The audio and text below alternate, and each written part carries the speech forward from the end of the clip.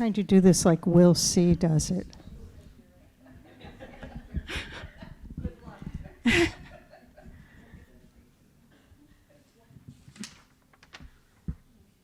Thank you for coming. Yay! Thank you for coming. I'm Lynn Vitti. I am the Poet Laureate of Westwood. And apropos of that, today is a very special day in the town calendar because this is the day that Westwood broke away from Dedham and officially became a town. So I'm going to read you my poem, which was one of those occasional poems that Poets Laureate have to do when they have a job. And the poem is called A Good Divorce. Westwood Founding Day, April 2nd, 1897. From the mother of all towns, West Dedham seceded. Everyone thought transformation was needed. Led by those names well known to you who hatched a grand plan, a big to-do. Baker, Weatherby, Draper, and Rowan held 2 public meetings, their scheme nixed by no one. They hired an attorney to draft a bill for the general court on Beacon Hill. Their new town would be called Nahanton, but Nahant said it couldn't be done.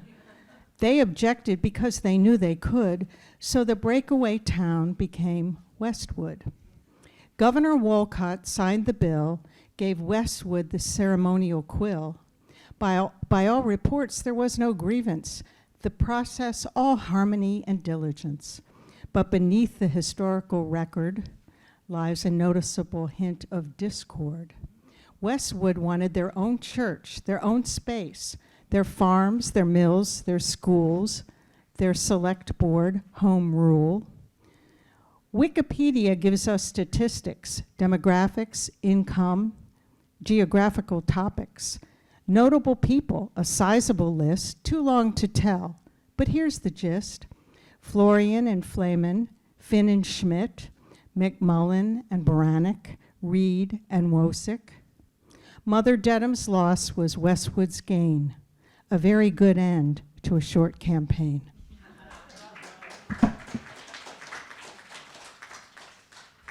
So those names that I said are real.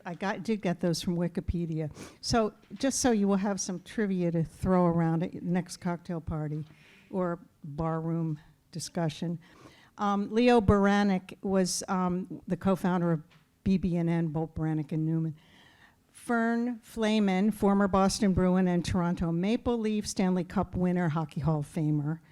Kenny Florian, mixed martial arts fighter, evidently very big deal. John Finn, guitarist and rock musician, Cheap Thrills, woo. Milt Schmidt, former Boston Bruin and Hockey Hall of Famer, big hockey town. Barry Reed, American trial lawyer and best-selling author of The Verdict. And Mike Wosick, strength and conditioning coach for the Dallas Cowboys, tied for second most Super Bowl rings with Bill Belichick. So they all made it into the poem. Did I read in something you sent around that a name proposed for the new Westwood was comprised of something like Walpole, Dedham, and Yeah. Yeah. Wadido didn't make it, and neither did Clapper Trees. But, okay, so let's get moving. Our first and our featured poet is a very good friend of mine and colleague, Heather Corbally Bryant, who teaches at Wellesley College and has taught many other places, notably University of Michigan, Penn State. She has taught everywhere. She's taught in Ireland. She has read everywhere. I won't even go into the list. So I'm just going to say that Heather, is this your 9th book, 10th book? 11th book, a lot of poetry, some nonfiction works, and is currently working on a memoir. So she covers all of the areas of creative writing and does it beautifully. So I'm not going to say anything more, and Heather, take it away.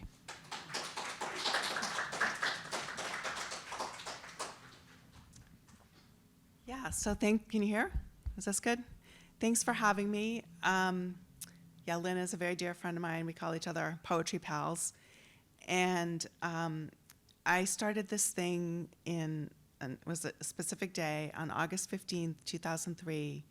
I decided I would write a poem a day. And I've kept it up ever since, which is hence the books. I didn't do the count for today. I'm not good at math. But I started it because I read an article in Reader's Digest, believe it or not, when I was waiting with some kid at a doctor that said, if you want to be a poet, write a poem a day. And I was like, okay, well, I want to be a poet, so that's what I'm going to do. So I have, my most recent book is called The Coffin Makers, and I actually don't have any copies of that right now. It's all about the pandemic. It's on my website if you're interested. But I had 2 books that came out during the pandemic that didn't get much attention because of, So I thought I would read some poems from there. So the first book is called Practicing Yoga in a Former Shoe Factory. And it's actually takes place in a yoga studio that's opposite of where Sherry, who's here tonight, and Lynn and I used to read at a gallery in Natick. So I thought I would read some poems from here, just for fun. So the title poem from this book is called Practicing Yoga in a Former Shoe Factory.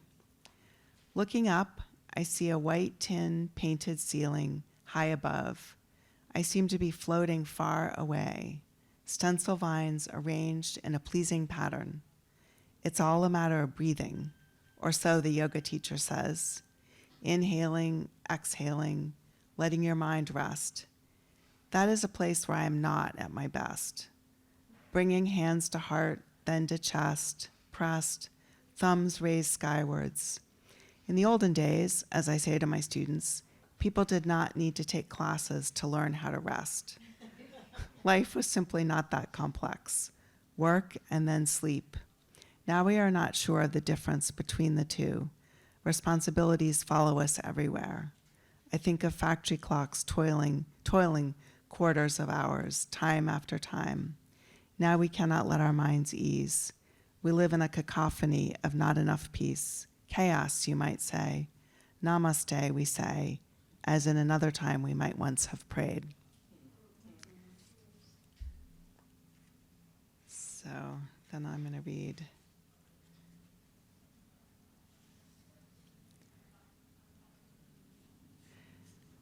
And then this is a poem that's dear to my heart. This is one that I wrote very early on, and in those early days of a poem a day, and then gathered up in this work.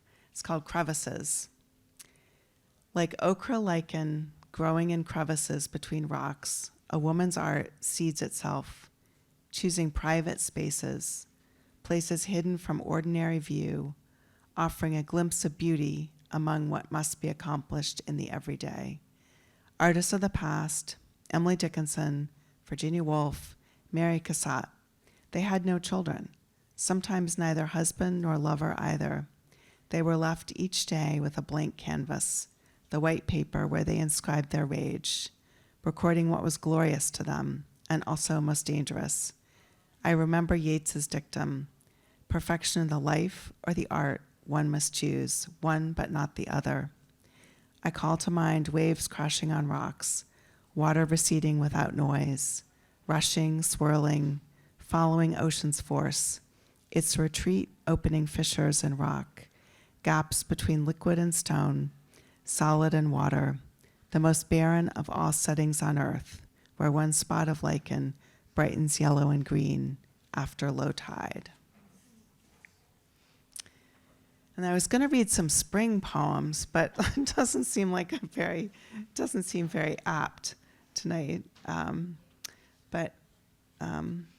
I will read this because it's a hopeful poem, and I hope that things will start blooming. I was looking at that tree out there. There's a little hope. So this is called Lady Slippers on Pinnacle Road. Along curving roads we walk, pressing on towards orchards, spreading over hillsides, green now, making fruit and leaves for summer shade. Stone walls line old fields, marking boundaries where land has been won, lost, sold, and fought over. It has rained for a week, but today the air begins to lighten, as though it needs not hold so much moisture anymore. A small verdant patch of wild grass grows up a ways from the road. Dew glistens on tall blades. 3 lady slippers sprout up, perfectly formed, jaunty, tender, their blossoms elegant on rigid stems. Pink globes of brightness, guardians protecting.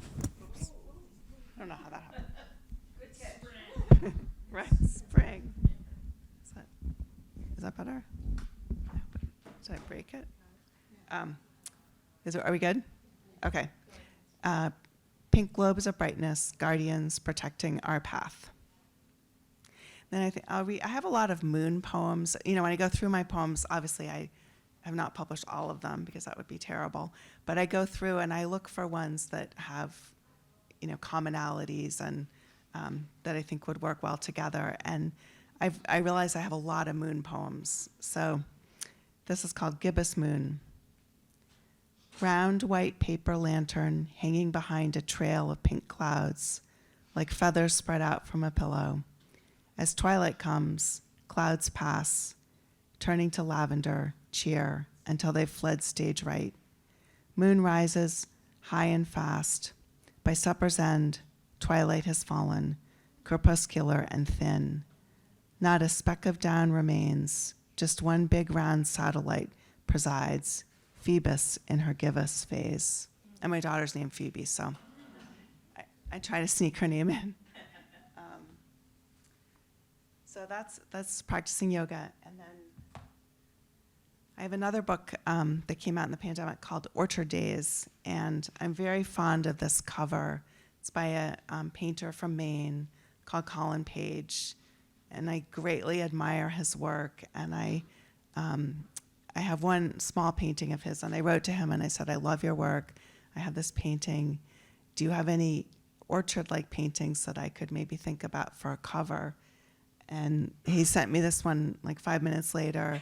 And then I said, because he sells this work for a lot of money. And I said, oh my gosh, that's beautiful. You know, what can I pay you? And he said, oh, no charge. So Colin Page, Camden, Maine. I feel like his work is absolutely, I think, gorgeous.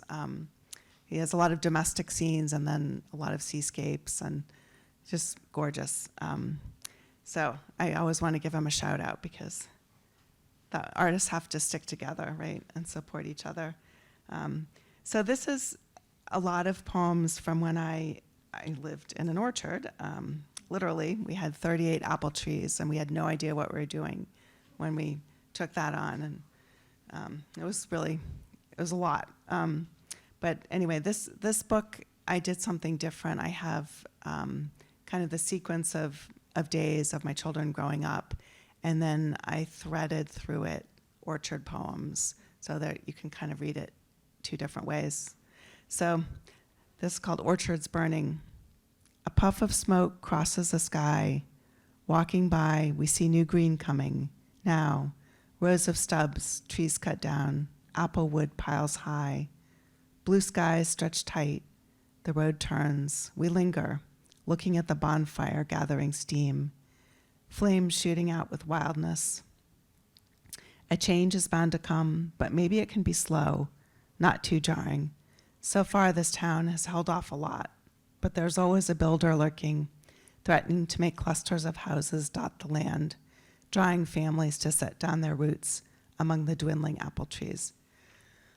I think I have time for one more, Lynn? Yeah? Okay. Well, since we just had Easter, it's a little late, but I have an Easter poem. Easter Song, Requiem. You look down at your little girl, blonde in sunlight, and you tell her she will soon learn. She will know what she's doing, how you find your way. A balloon slips out of her hand, sliding up to the sky. She cries darkness within. You tell her it will return in not so very long. 40 years later, I see my daughter before me, lying next to her puppy, reading in spring, sunlight. Silently, I wish she may escape, fly free, find her own way, follow through what matters to her, with no thought to what may stand in her way. Still, you try to tell me that I am wrong, that I can't sing the song, tone deaf, I can't get the pitch right. For the first time I dream in the night. I know that these things are not right. There is another road to travel. All along, it is where I have wanted to go. That much I now know. And it's funny, I was talking to my daughter about this reading actually, and she said, you know, Mom, you're such a kind, thoughtful person. I didn't know you had all this darkness inside you until I started reading your poems. So, and then this is one of the orchard poems. Were there deer in the Garden of Eden? I wonder, were there deer in the Garden of Eden? Did they trample through the grass, picking up a stray apple from Eve's grasp? Were there deer in the Garden of Eden? Did they wander free and clear? Did they wait for Eve to give the signal? If life is spent attempting to conform to a false idea, a fictional standard of perfection, then how can we say we are not avenged as sinners? If poetry is a form of prayer, how do we tell, as Yeats asked, the dancer from the dance? As deer wander in twilight, how do we know they are there if the mist is too thick to see through? The mirage comes upon us. When did we decide a woman was responsible for the seed of evil? Just saying. Okay, one more, you think? Two more? Okay. I want to make sure people have time. Well, this is what my memoir is about. This was a midlife discovery that I'm now searching. This poem is called On Not Being Sure of My Biological Father. I stare at this face looking back at me from the biography, a handsome man with a long forehead, a strong nose, not unlike my own father. As I pore over every feature, I wonder all over again whether he was the one who gave his sperm so I could be. I grab onto certain facts. He was a runner, a national track star. He had 6 heart attacks, was known to be a brilliant, if problematic, scientist, possessing a cutting-edge mind. But was he mine? Do my ice blue eyes match his? By the geometric principle of congruence. He looked like me, but does that one observation carry all the meaning we need to know? And I've since learned that this person is not. I had this whole idea, right, it fit together perfectly in my head, but it, as so many things, that's not what happened. And then on the grandfather note, my father died when my twins were 5 months old, and he was actually sick for my whole pregnancy and in a coma for some of it, so we didn't think he would make it, but he did, and we named I had twins, and we named my son for my father. This is called The News. Can it wait? My father asks, throat clogged with mucus and phlegm, never to open entirely again. No, not this time. Well, what is it then? My father inquires through the receiver on this frigid January morning, he in his hospital, me in mine, across Boston. You're a grandfather now, twice over. So soon? Yes, I say, yes, the twins have made their way into this world. New lives begun, 2 hearts beating, 2 sets of lungs breathing, hanging on to life, groggy from delivery and blood loss, my body pulsing, reeling with excitement, adrenaline, the rush of giving birth not once but twice. We named him after you, a boy and a girl. I think he grasps what I'm saying. There is a pause. I vow to improve so that I can see them in you. 5 months later, he will die. But he did see them several times. Okay. I want to read something a little more hopeful in the end. I'm just going to look for a more hopeful.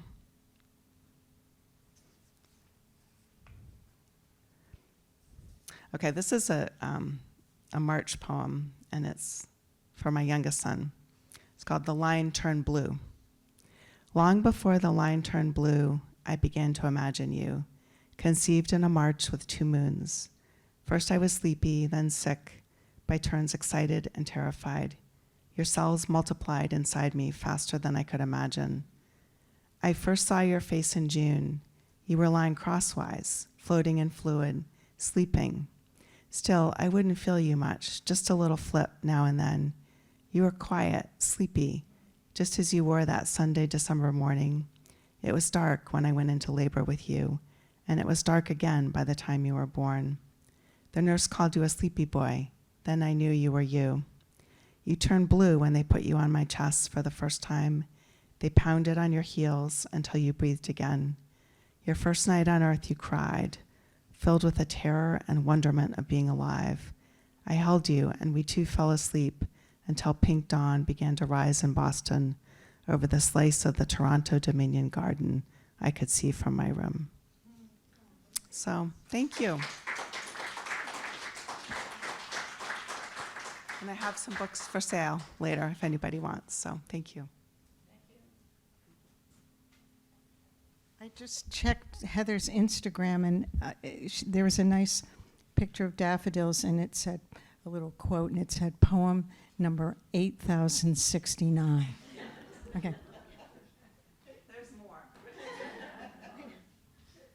So our next poet is the Youth Poet Laureate of Westwood, although she's on short time, as they say in the Navy, because her senior year of high school is coming to an end very soon. So this is Lucy Seckler, and she's going to read.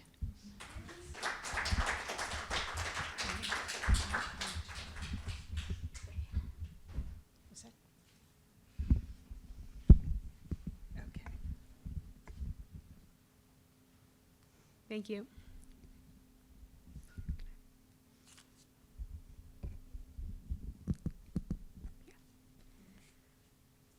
Okay, this one is called The Open Window.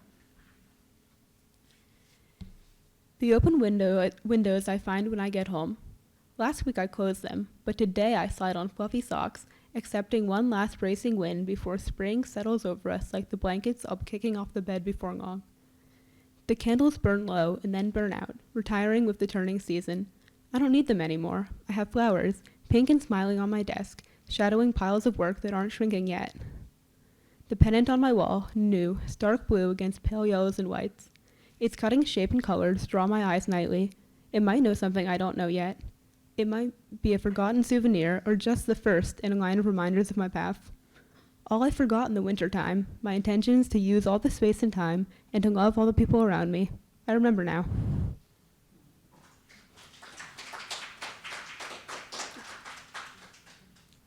And this is Evolution of Expression.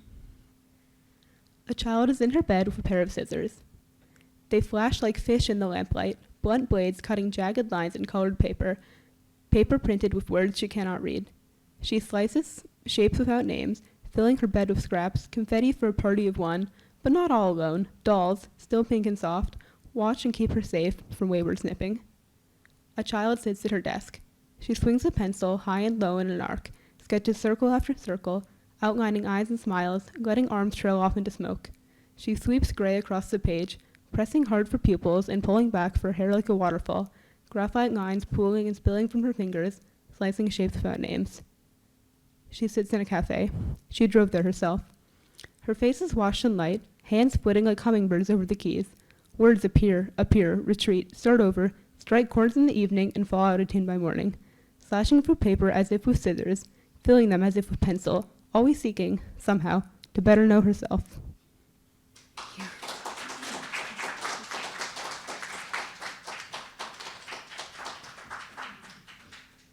Thank you, Lucy. Our next reader is Johanna Herron, who's one of the Tuesday night poets. I want to say one thing about Johanna, which is every time I make an obscure rock and roll reference, she knows exactly what I'm talking about. It's really great to have her in the group. So this is my first time reading anything in front of anybody, so I appreciate it. This first poem I wrote a few springs ago. It's called The Intruder. It's called The Intruder. In late spring, I glance out the back door, to see if the snake is sunning himself on the ancient granite steppers that once lined the roads leading to the Lowell textile mills. Every year the snake comes back, or its descendants, I don't really know, but now I've learned to go outside the side door to the garden. I think we've established just who the intruder is.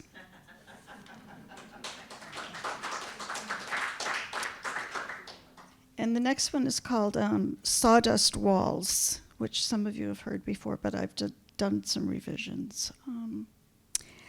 Out in the barn, my father worked his wood with hand planes and rasp that he carried on the train from his father's house in Virginia. I liked playing in the sawdust pile. It was soft and warm, light. On sunny days, I took it outside, taking my time to whisk it into brown bags from the grocer. My sister and I used it to form our walls for house design.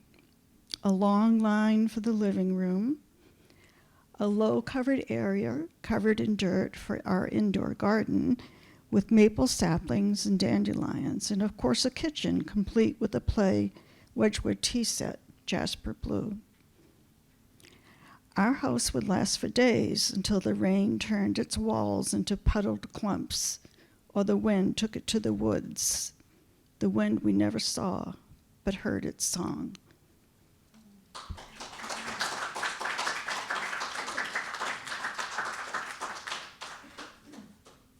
Our next poet is Avi Glazer. Every poetry workshop group should have at least one person from Israel in it. So here he comes. Not directly. Direct from Newton to Westwood. If you'll excuse me if I start to cry. My mom's eyes were like a one-way mirror. She could look out and observe the smallest details, the faintest clues. She peeked into my soul, my mind, and sometimes into my future. But I was never invited in. Curtains were lifted when I stood by her deathbed.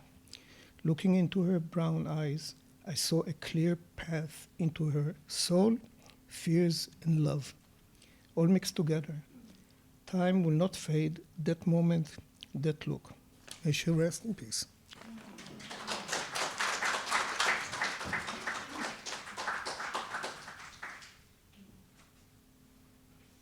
We did a whole series of parent poems, and that was one of the ones that I always remember. Our next reader is, where are you, Brian? Brian Mitch, also known to this group as Ryman Brian, because he is an awesome rhymer. So when I was writing my birthday poem, I was trying to channel Brian. First one's Coyote Conflict. It's a combination of short story and a poem. Chloe cleans, clean Chloe, carefully coiffed, combed curls, carrying coffee, calls a cab in her cell, calls Carlos her corgi. Come in, Carlos, nothing but crickets. Concerned cadence, Carlos, come in now. Still nothing but crickets. Chloe cancels her cab. Coyote cautiously, curiously canters, creation's creature, carnivorously cunning, coyly chasing a cats, and a corgi named Carlos.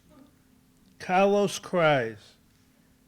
Coyote carries corgi, cameras catch coyote clawing Chloe, incisors clattering. Chloe comes inside to clean her wound. Chloe carries and cocks her cousin the colonel's carbine.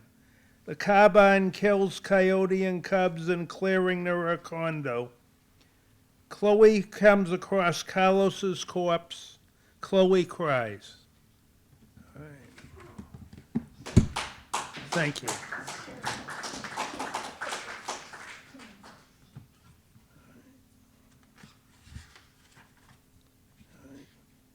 This one's called Thugs on Drugs. A group of thugs all hooked on drugs knocked over a store, looking to score. Some were too high and their plans went awry when a copter from the sky alerted the cops, determined to stop their crime. None of them wanted to do no time, so guns were drawn when they stepped on the lawn. Flying lead meant many fell dead. One got away, but a year to the day, while wearing a truss, he got hit by a bus. Do we have time for one more? All right.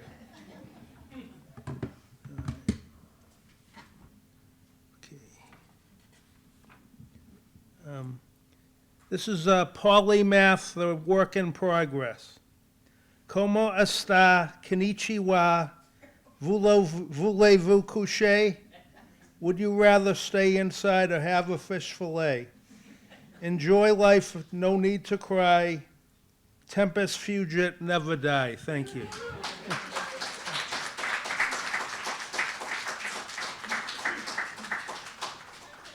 the next poet, our next poet. From here, Marilyn Goad, who every other week makes her way from Plymouth up here to be in our writing workshop because she misses us so much.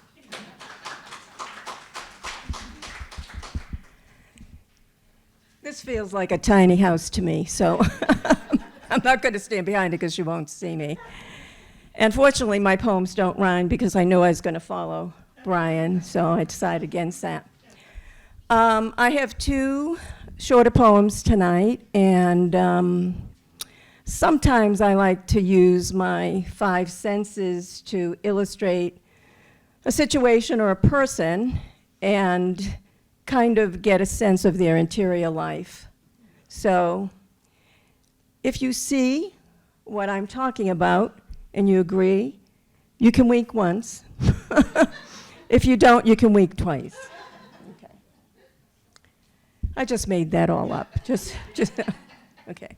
So here we go. The first one is titled The Landlord.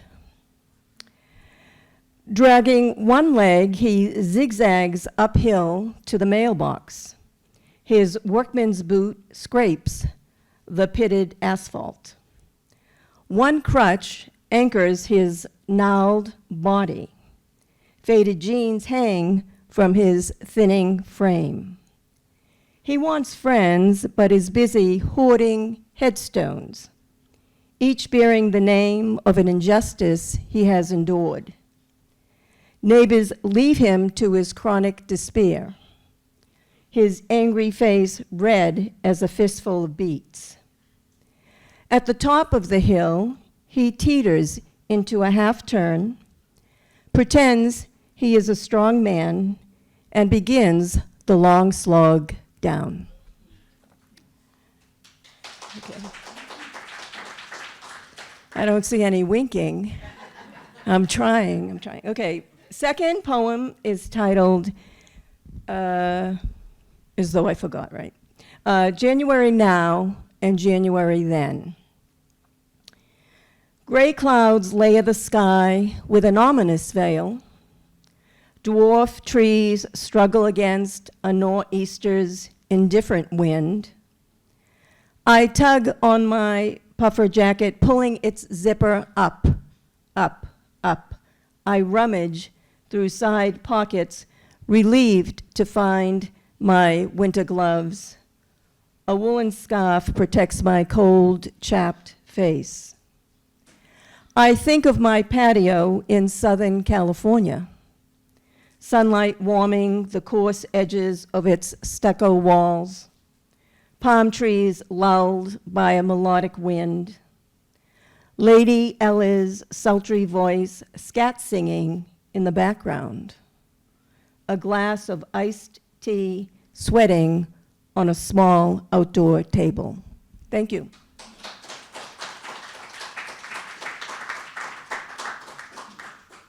Thank you. The landlord was a real guy, right? Yes. He's a real guy.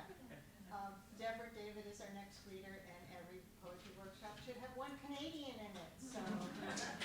Deborah. Oh, Lynn, oh, Canada.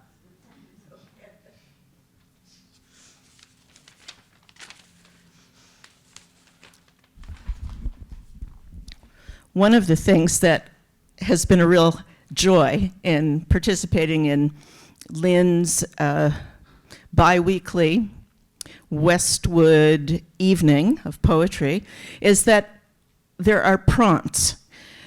I don't wake up every morning, Heather, and manage to write a poem, and sometimes it's on the very afternoon of the Tuesday evening poetry read that I finally manage to pull something together. But those prompts are important, and you may, in fact, hear some of those themes that have been prompts appear in a number of our poems. For example, there's one poem here which is something that I've rescued, I suppose, from a much longer poem that sort of fell flat because, I don't know, it didn't have what it needed. I'm hoping that this revision causes Marilyn to wink. Oh, she's winking already. Good. Okay. I call it Flora and Family on Larch Street, Halifax. A dozen years after my parents sold a set of flats, home of 4 decades and more, Mom said the only thing she missed were the lilies of the valley. That sprawl of wild lilies grew in the backyard, a windfall of coy white bells exuding their spicy citrus fragrance beyond pickets of a crooked fence. It's the kaleidoscope of nasturtiums and lobelia I miss. Yellows and cobalt trailing from boxes and clay pots on a veranda that spanned the front of the house. I miss seeing Mom and Dad look up from deadheading petunias to wave a big hello, cosmos nodding in agreement, as I arrived for a summer visit from Ontario or Boston.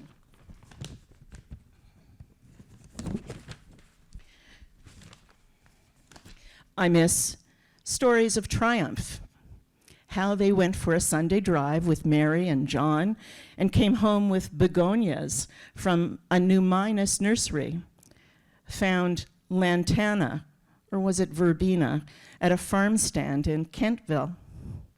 I miss how spry and young they were, city people lugging peat and potting soil from the car, gracious curators of a petal pageant that earned hollered praise from strangers strolling by. My praise is whispered, back in town these days to visit or to tend the sick, a sacrament of memory as I sit at the wheel of a rental car idling curbside under the maple canopy at the old house.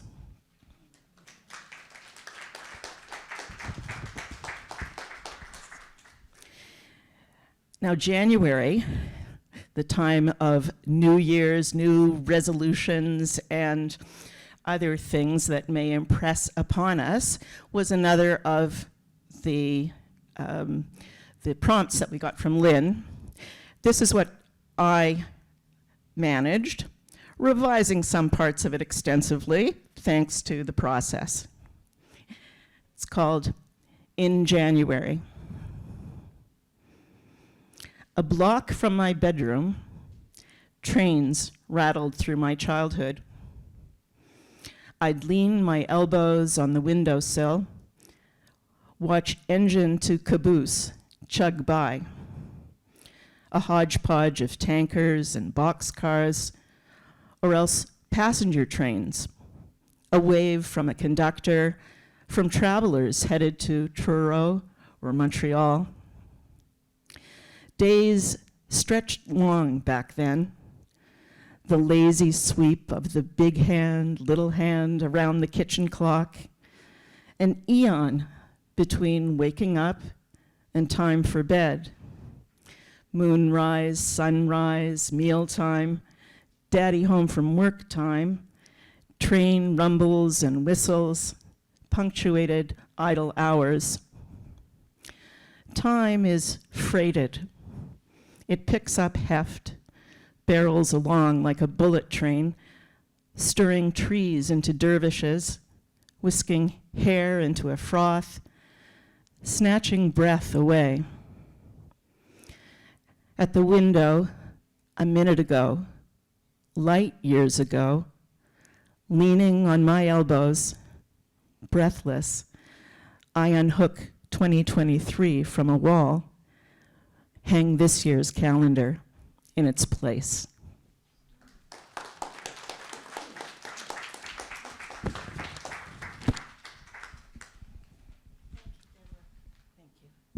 Now I feel like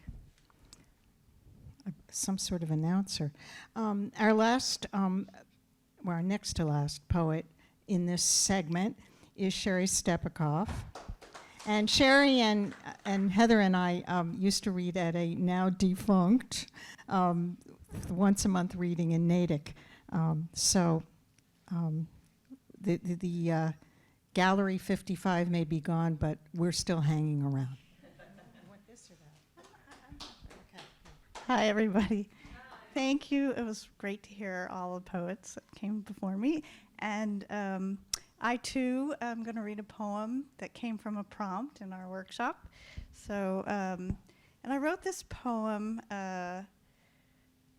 inspired by something my grandfather, who had immigrated here after a pogrom in Russia. So just because I want to end the night, this part of the night, on something really upbeat. So so I wrote this poem, and it was published in the fall, in September. I will, okay. My forefathers talking. You should grow like an onion with your head in the ground. Wollt wasken wir Zibbele mit dem Kopf in thread is the worst thing I can say to you. The Torah does not allow me to curse. So I say it like a yo mama joke with the intention of venomous voodoo. Just one of the many well-honed blessings coming from centuries in the shtetl. But you know it is a curse, so you spit it out of your life with a feh from your lips. Like our great-great-grandchildren will smudge with sage and wave away negative energy with their hands in America, where the streets are paved with gold, where dirt floors, muddy streets, and laws saying we cannot own land or live in the town will be a thing of the past. May all your teeth fall out except one, which should remain for a toothache. Al seinen Solder ausfallen, nur einer Solder bleiben auf sonstig, you retort. I counteract your curse with my feh and spit away evil spirits. Because although our souls already know that there is light, we are light. Still, when your head may not be allowed to grow above ground, you cannot be too careful. Thank you.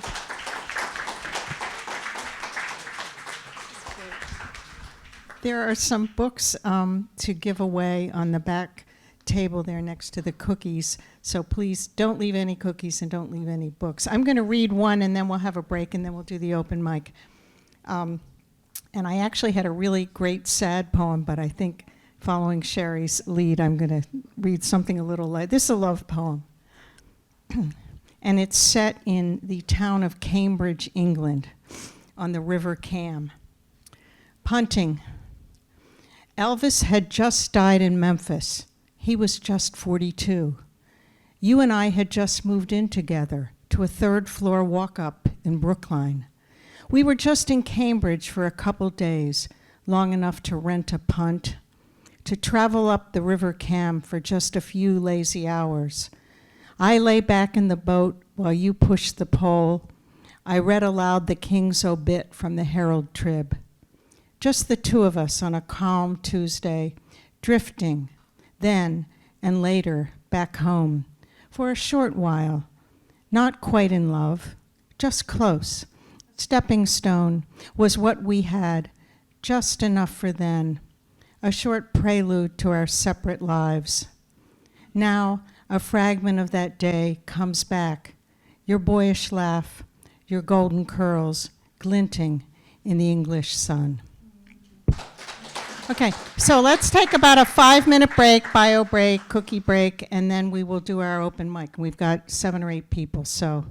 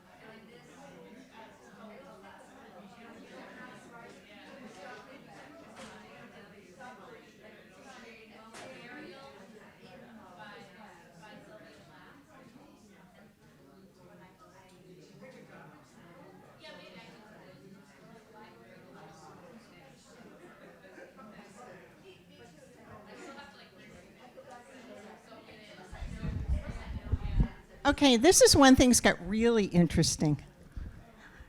There are a lot of new people here, and then there are a lot of people that I've seen at Hale and Rosie Reed's and Chapter and Verse and all kinds of places that poets hang out.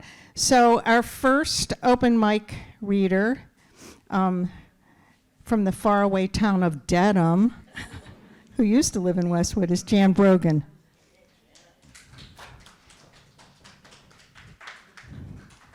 And she has a really good nonfiction book called Murder in the Combat Zone, which is really worth reading. Wait, you want to hold this one? Let's see. We need to make it. There. Okay. All right, well, I was part of the Tuesday night group last year, and I miss you guys. And I think I started this then. It's called Laundry. Siblings, I notice, sometimes don't speak to each other for days, for months, for lives, growing older with resentment. My husband doesn't speak to his sister, who sometimes doesn't speak to me, or to her older sisters, who also fight but make up for emergencies. As I folded the laundry the other day, an unmatched sock made me wonder about the people we lose one way or another. And that my two older brothers and I never argue. No underhanded insults, silent treatments, or fights. But maybe that's because we lost one of us when he was only 26 and buried two parents, all in the same grave. And the only thing we can get mad about, death. As I separated sheets from towels, t-shirts from socks, I found myself thinking about my lost brother, closest to me in age. We were deep enough in each other's lives that if he had lived, we might have sparred over who spoiled their children more, or who didn't pitch in, a wine-fueled comment his wife took as a slight, or maybe about politics before the election, both of us growing vicious in debate. I imagined myself not taking his call and ignoring all his texts, and the sheer indulgence of that injury made me smile at the bickering and the awkwardness of our brothers having to take sides.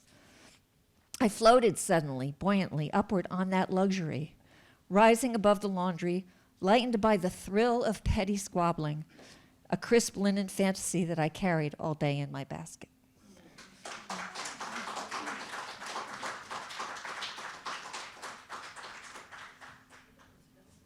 Did you write that poem about me and my family? Politics. Our next reader is Jane Hart. Jane Hart of Westwood. I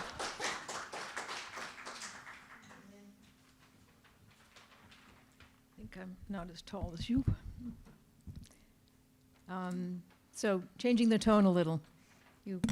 And it's about a neighbor, not family.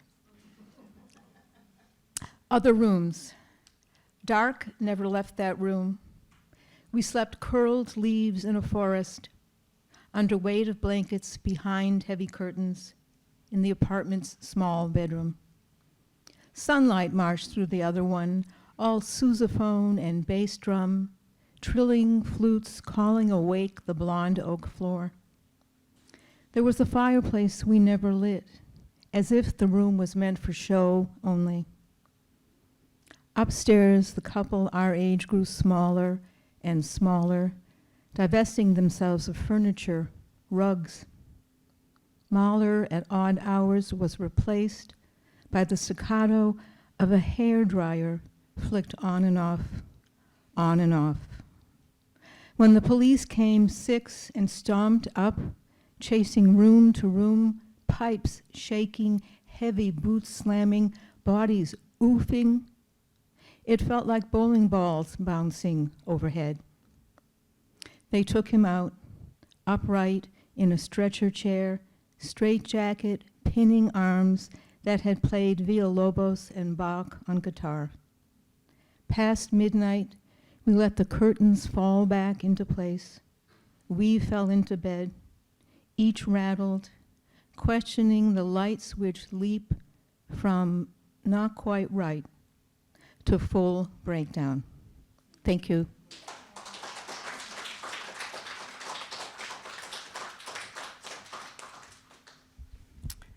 Ladies and gentlemen, royalty is in the house. Queen Hodge is here.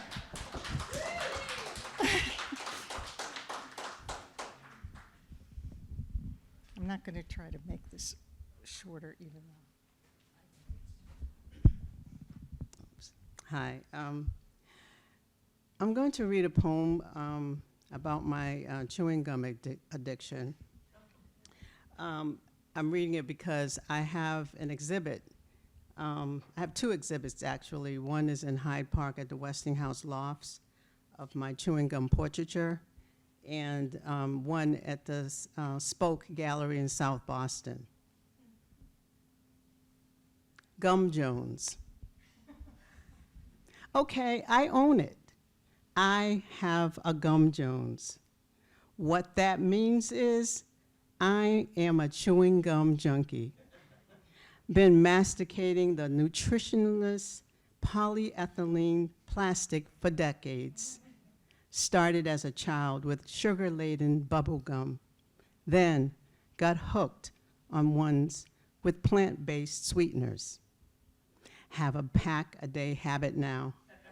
A serial chewer, one perfectly flavored peppermint stick of gum after another, returning each piece to its wrapper after it's ABC'd, already been chewed. The ritual repeats once the flavor retreats. That sweet sorbitol, xylitol, mannitol fix. Keep asking myself, why doesn't the label warn, chew at your own risk? How do I get out of this trap? Will it take the jaws of life to extricate me from your grasp? If ever there's a chewing gum rehab or a 12-step chewing gum anonymous, I wouldn't decline. I'd be first in line. I pray that someday I will be free. For now, Gum Jones, I'm your devotee. Gum Jones, I've got a Gum Jones. I've got a Gum Jones for the chew. Ooh, Gum Jones, I've got a Gum Jones. I've got a Gum Jones for the chew.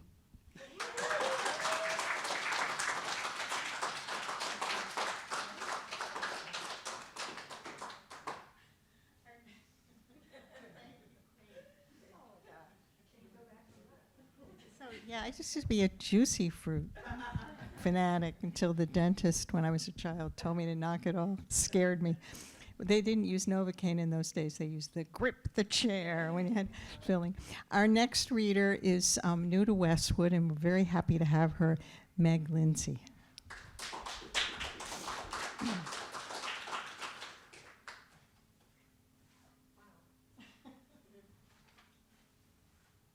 Can you hear me? Yes.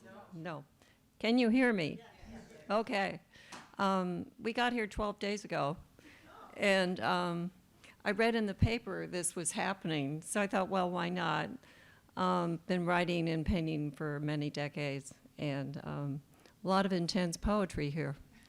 So anyway, I have one poem I'm bringing, and it started because my husband came in with these words, and I said, stop. You can't have them. It's a poem, and I went and wrote this, so. Okay. When the train leaves the station, the one with the one-way, non-cancelable ticket, no refunds, the scenery beginning to blur as speed picks up, irrefutably headed in one direction. Others in there with you, not terribly chatty, as they shift gears, begin the disengagement, distracted, rearranging their luggage as if it made a difference. As we shift, drift into a different destination, transported. A tunnel looms ahead beyond which no calling back, No retrieval for those things left undone, the things forgotten, the heartfelt message not spoken, irretrievably into the tunnel looming. Thank you.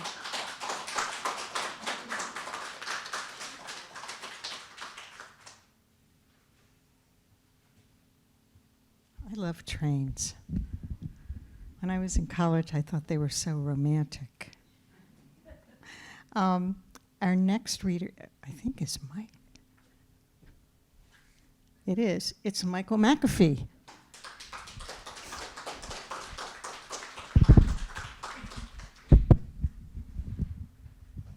Do you want this or this? Either one would be fine. Okay, you're gonna have to make that taller. Good evening, everybody. So for this poem, it was written during a writing prompt session, and everyone was given two elements to a writing prompt. One would be a thing or place or elements to include into the poem, and the second would be sort of a trick, like a limitation or something like that. Anyway, so I was given, appropriately enough for this venue, library for the first element. The second, the trick was I could not use the letter R. So I came up with this. It's called Donde está la biblioteca? I am looking to find a place that collects books and puts them on shelves. But I do not know the language. I don't have the lingo. I am unable to say what needs to be said. So many modes of thought that I can't simply fling out of my mouth like I do at home. I am lost, and I don't mean spatially. My cognition is alien when I am among aliens. I am a genius back in my nation. I am an idiot in this land. And in a vicious loop of illogic. To ask how to get to the place of meanings, I would have to have access to a book that can only be found in the place of meanings. And I don't know how to ask how.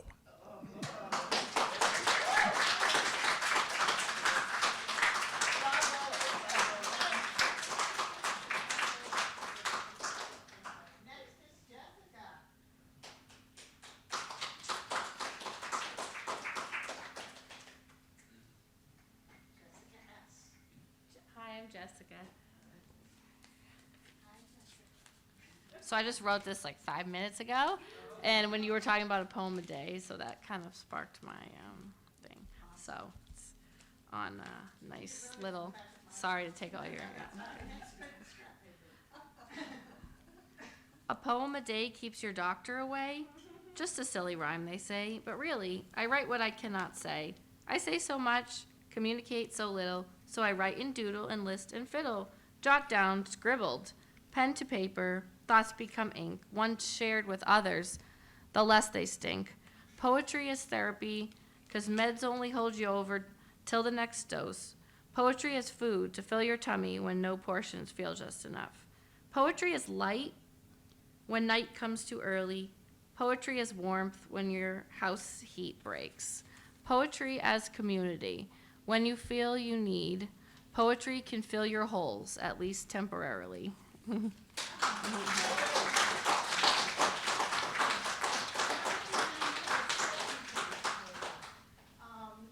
then we have Jonathan Westwood.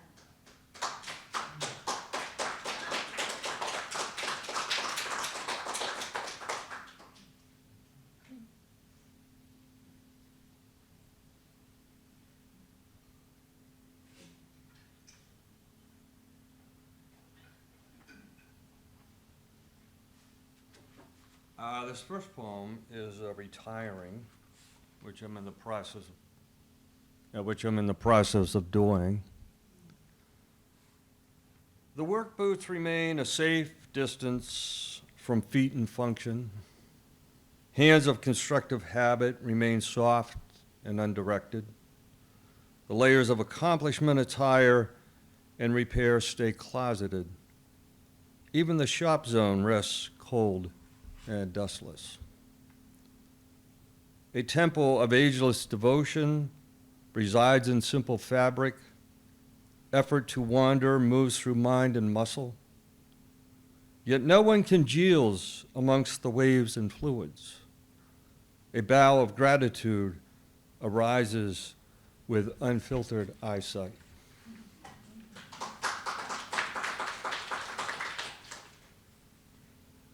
This one's called Backyard Satori.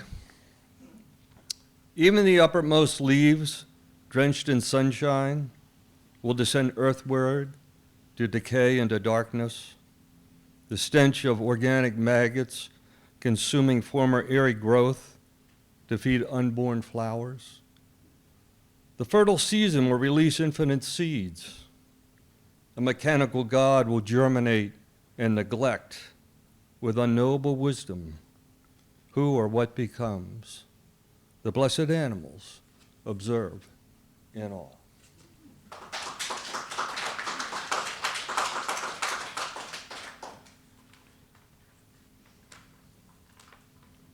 I have to preface this one. This is called No Strings Attached. I started an inner practice many, many years ago. It got complemented with a yoga practice because I couldn't friggin' sit still.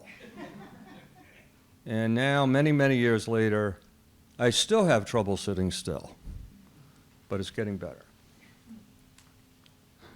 The muscular puppets may be strong and charming. They delight and annoy with equal force. Joy and sorrow intermingle in their presence. They consume earth stuffs spiced with sunshine. The four seasons invigorate the puppet's dance.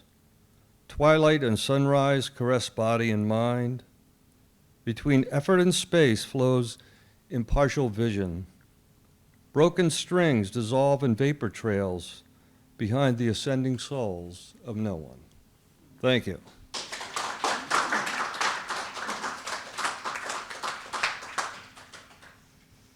Thank you, Jonathan. You're not the only one who can't sit still.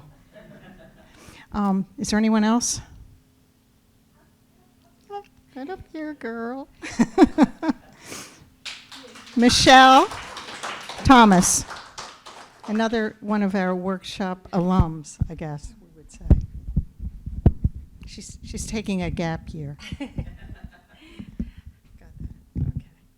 Yeah, I wasn't planning to do this, but I was inspired. So this poem was a writing prompt, so some of you all might have heard this one already. The prompt was to observe some people interacting and then write a poem based on that. I was in the Westwood Dunkin' Donuts on Washington, and I saw an interaction between a patron and one of the servers, and I thought it was like so endearing, so I wrote this really short poem. This poem is called You Can Have All the Time You Need. I'll stay here and wait for you like it's my duty until you become the person I know you can be. Use me as a marker so you can look back and see how far you've come. You have the freedom to go on your journey, and my promise to you that I will stay strong. I understand the trust and courage it takes to wait. Even though you never asked me to, I choose to do it all in the name of fate. I'll take the risk and see it through. For you, darling, you can have all the time you need. I'll always wait for you.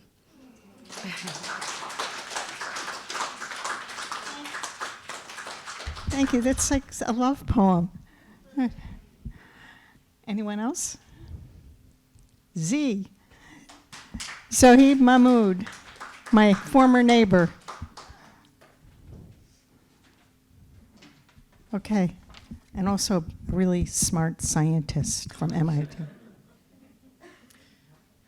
So the poem is called Sonder, and it's something I think about a lot. And I do want to acknowledge the help I received in finishing the poem. Can you hear me now? Okay. Okay. In life's bustling journey, we often perceive a complex existence where we all weave, but Sonder reveals in its vibrant light each life's tale equally bright. Strangers pass by in the grand parade, supporting actors in the roles they have played. Yet in their stories, we too play a part, a fleeting connection, perhaps a shared heart. When envy strikes and sadness looms tall, we forget we have never walked at all. In their shoes they wear, on the paths unknown, their struggles, their joys, all their own. But amidst these encounters, brief and fleet, lies a beauty both bitter and sweet. For in shared moments we find our place, a reminder of humanity's boundless embrace.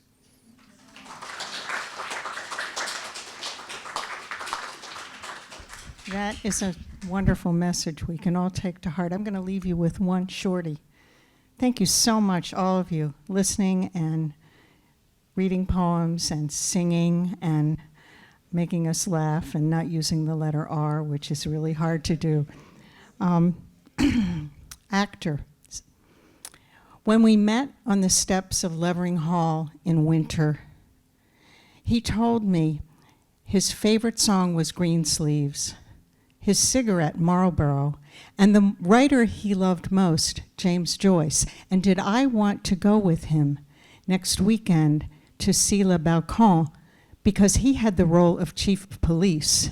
And afterwards, we could go to the cast party downtown at Fred and Charlie's flat. But I was only 17, still in high school. My parents would never have gone for it, and so I declined, but not before I accepted a cigarette and a light, saying, maybe next summer when I turn 18.